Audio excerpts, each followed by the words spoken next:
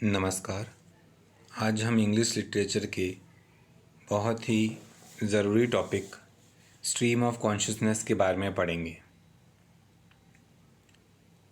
Stream मतलब लहर और कॉन्शियसनेस ये एक दिमागी प्रक्रिया है जो कि हमारे साथ होती रहती है, जिसके बारे में हम समझने की कोशिश करेंगे कि कैसे हमारे दिमाग में विचारों की एक लहर सी बनती है, जिसकी वजह से हम किसी जगह होने के बावजूद भी वहाँ नहीं होते हैं, या किसी जगह वहाँ होने के बाद हमारा ध्यान किसी और लहर में, किसी और विचार में डूबा रहता है।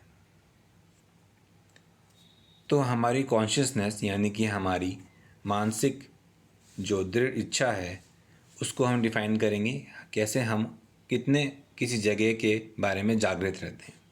ये जो टर्म है स्ट्रीम ऑफ कॉन्शियसनेस, इसको विलियम जेम्स ने कॉइन किया था, अर्थात बनाया था, और वो बताता था कि कैसे उनके हिसाब से दिमाग के अंदर फ्लो चलता रहता है, अपनी सेंसेशन का, इमेजेस का, विचारों का, फीलिंग्स का, इन सब का हमारे दिमाग में एक फ़्लो बनता रहता है।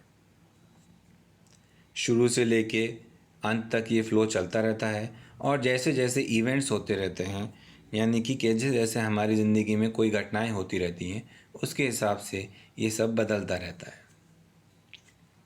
आप इसमें पढ़ सकते हैं, लिखा हुआ है कि ये लिटरेरी टेक्निक अक्सर मॉडर्न रूप में यूज़ करी जाती है, और इसलिए इसका कोई पर्टिकुलर स्ट्रक्चर भी नहीं है। ये चीज़ें इंटरकनेक्टेड हैं, एक्सपेरिमेंट किए गए हैं इसके अंदर, लेकिन कोई ख़ास रिज़ल्ट नहीं आ पाया। हम डिफ़ाइन करने की कोशिश करेंगे तो बताया गया है कि ये लिटरेरी डिवाइस है जो राइटर्स यूज़ करते हैं, जो कि काफ़ी प्रैक्टिकल है। हम भी इसको समझने की कोशिश कर रहे हैं कि इसमें किस तरह से बताया गया है कि कोई भी एक नावल का या प्ले का कैरेक्टर जो कि विचारों में खोया हुआ है, वो अलग अलग चीज़ों की वजह से हो सकता है, और इस टेक्निक को यूज़ करने में वर्जीनिया वुल्फ और विलियम फॉकनर दोनों काफ़ी मशहूर रहे हैं।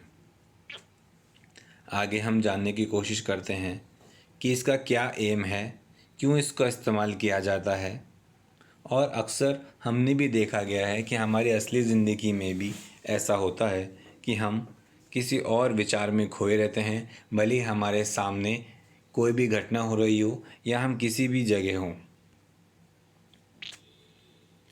विलियम जेम्स का कहना है कि ये अनब्रोकन फ्लो ऑफ थॉट है and awareness of walking mind, क्योंकि इस फ्लो के अंदर कोई भी चीज़ जो है वो टूटी भी नहीं होती, बिखरी भी नहीं होती, हमको बिल्कुल बहाव में है, इसलिए इसको स्ट्रीम कहा गया है, बहाव कहा गया है। और हम हर वक्त हमारे आसपास की घटना के बारे में देखते हैं, जानते हैं, लेकिन फिर भी हमारा दिमाग किसी और दिशा में चलता रहता है। ये एक स्पेक्ट्रम की तरह है, एक हाफ कॉन्शियसनेस भी कह सकते हैं इसको। आधी रूप से हम जागे हुए रहते हैं हमारे आसपास की घटनाओं में, और आधी रूप से नहीं। मॉडर्न टर्म्स के अंदर इसको डोरोथी रिचर्डसन और वर्जीनिया वुल्फ और ख़ास तौर पे जेम्स जॉयस जैसे महान राइटरों ने इसका जिक्र किया गया है। ये बताना ज़रूरी है कि ये इंटीरियर मोनोलॉग नहीं है, हालांकि इसको इससे जोड़ा गया है इंटीरियर मोनोलॉग से, लेकिन इसमें थोड़ी सी भिन्नता है साइकोलॉजिकल एस्पेक्ट की वजह से, इमोशनल एस्पेक्ट की वजह से। इसमें थोड़ी बहुत चेंजेस हैं। आप इस पढ़ के इसमें बहुत सारे एग्जांपल्स दे रखे हैं, जिसमें से मेरे पर्सनल रेफरेंस रहेगी Wide Sargasso Sea and Jane Eyre, and also of I lay dying as I lay dying by William Faulkner, जो कि एक नोबल लॉरेट भी रहे हैं। कुछ मॉडर्न नॉवेल्स का जिक्र किया गया है यहाँ पे, जो कि इस स्ट्रीम ऑफ कॉन्शियसनेस टेक्निक के बहुत अच्छा यूज़ किया गया है। मेरा पर्सनल रेफरेंस रहेगी टू द लाइट हाउस, क्योंकि ये बहुत ही सिंपल है समझने में, और आपको बहुत आसानी से इसके बारे में जानकारी मिल जाएगी। ये हम पहले भी बता चुके हैं कि इसको कॉइन किया था विलियम जेम्स ने, और उनकी किताब का नाम था प्रिंसिपल्स ऑफ साइकोलॉजी, जो कि 1890 में पब्लिश हुई थी। इसमें उन्होंने साफ साफ जिक्र किया है इस टेक्निक का। आपको अलग अलग लिटरेरी टर्म्स की बुक में भी इसकी रेफरेंस मिल जाएगी। जेम्स जॉयस के कुछ विचारों का जिक्र किया गया है कि कैसे उन्होंने इसका इस्तेमाल किया है। आप पढ़ के और जानकारी हासिल कर सकते हैं। जेम्स जॉयस ने इसको अलग रूप में दिखाया गया है इंटीरियर मोनोलॉग से, जिसके बारे में मैंने अभी पहले भी जिक्र किया कि कैसे ये इंटीरियर मोनोलॉग से अलग है। आप मन के विचार देखते हैं। एक थोड़े रूप में देखा जाए तो आप आजकल के सीरियल्स को ले सकते हैं, जिसमें साफ देखा गया है कि वो मन के विचार कोई भी पात्र बोल रहा होता है, तो वो इंटीरियर मोनोलॉग है, वो मन के विचार बोल रहा है। जबकि स्ट्रीम ऑफ कॉन्शियस में मन के विचार बहते रहते हैं, वो टुकड़ों में नहीं होते। इंटीरियर मोनोलॉग को एपिफैनी भी कहा गया है। ये एक टेक्निक है जो कि यूज़ करी है जेम्स जॉयस ने, जिसके बारे में हम आगे कभी डिटेल में ज़रूर बता करेंगे। आप अपने विचार ज़रूर शेयर करें इस बारे में कि किस किस टॉपिक के ऊपर और आप जानना चाहेंगे। अब इंटीरियर मोनोलॉग क्योंकि बहुत ही ज़्यादा स्ट्रीम ऑफ कॉन्शियसनेस से जुड़ा हुआ है और इंटरचेंजेबली यूज़ होता है, इसलिए इसके बारे में जानना बहुत ज़रूरी है। हालांकि ये बहुत ही सिंपल है। इंटीरियर मोनोलॉग का मतलब बिल्कुल साफ है, आप अपने मन के विचार उसी समय व्यक्त कर रहे हैं, लेकिन बिना बोले सिर्फ आप अपने मन में बोल रहे हैं, जो कि बहुत ही आसानी से बात है। कोई भी घटना अगर होती है तो आपके मन में अलग अलग विचार आते हैं आपकी आंखों के सामने, लेकिन आप बोल के व्यक्त नहीं करते हैं, तो वही इंटीरियर मोनोलॉग कहलाता है। इंटीरियर मतलब मन के अंदर और मोनो मतलब एक, लॉग मतलब डायलॉग, यानी कि मन के अंदर एक डायलॉग बोले गए हैं। इसको और अच्छी तरह एक्सप्लेन किया गया है। आप वीडियो को बीच में पॉज करके भी इसको पढ़ने की कोशिश करें तो आपको आसानी से समझ में आ जाएगा।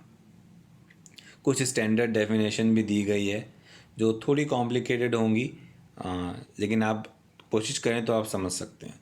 अब साफ कंपैरिजन देखा गया है। इंटीरियर मोनोलॉग में किसी तीसरे पर्सन नरेट करता है, यानी कि जो आदमी सोच रहा है वो नहीं, जो आदमी सुनना चाहता है वो नहीं, तीसरा जना।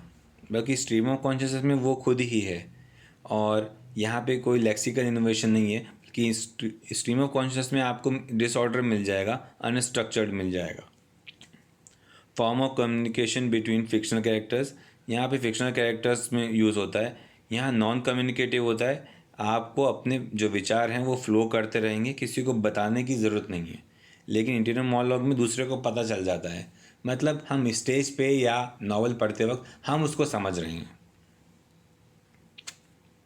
स्ट्रीम ऑफ कॉन्शियसनेस के अंदर वर्जीनिया वुल्फ का कोई जवाब नहीं, यहाँ तक कि इन्होंने इतना इनके मन में विचार चलते रहे कि अंत में इन्होंने आत्महत्या कर ली थी पानी में डूब के, और इनका मेंटल बैलेंस भी बाद में ख़राब हो गया था। तो स्ट्रीम ऑफ कॉन्शियसनेस सही में वर्जीनिया वुल्फ के अंदर समाई हुई थी। अब कुछ कंपैरिजन देख लेते हैं कि for process of inner realization, Virginia Woolf के हिसाब से स्ट्रीम ऑफ कॉन्शियसनेस जो है वो इनर रियलाइज़ करती है और कॉस्मिक आइडेंटिफिकेशन है, मतलब किसी बाहर की दुनिया से कनेक्शन है। लेकिन जेम्स जॉयस के हिसाब से ये आपको इंसाइट देता है और मैन टू बी सेटराइज्ड, अपने मन के विचारों को जानने का, to show integrity of his aspiration and achievements, ताकि आप अपने मन के अंदर जान के आप अपने अचीवमेंट्स के बारे में, अपने बारे में जान सके कि आप ज़िंदगी में क्या पाना चाहते हैं। तो एक तरह से देखा जाए तो ये थोड़ा जो वर्जीनिया वुल्फ का व्यू है वो काफ़ी पीछे था, मतलब थोड़ा नेगेटिव सेंस में था, बल्कि जेम्स जॉयस ने पॉजिटिव सेंस में इसको रखा है। आज के लिए इतना ही। मुझे यकीन है कि आपको इससे कुछ फ़ायदा ज़रूर मिला होगा। अपने व्यूज़ ज़रूर शेयर करें, चैनल को सब्सक्राइब ज़रूर करें ताकि हम आपसे जुड़े रहें, और ज़्यादा से ज़्यादा किताबें पढ़ें। कोई भी किताब जो है वो गलत नहीं होती, वो आपको ज्ञान ही देगी। आजकल के समय में इस किताबों की वजह से ही आप अपनी ज़िंदगी में नया उजाला ला सकते हैं। अपने दोस्तों से भी हो सके तो किताबों के बारे में ज़िक्र करें कि उन्होंने को आप आज कौन सी हुई किताब पढ़ी, चाहे वो इंग्लिश लिटरेचर की नहीं कोई और भी हो। आपको बहुत ही फ़ायदा मिलेगा। किताब जो आपको देगी वो कोई भी दोस्त, कोई भी घटना, कोई भी वस्तु आपको नहीं दे सकती। धन्यवाद।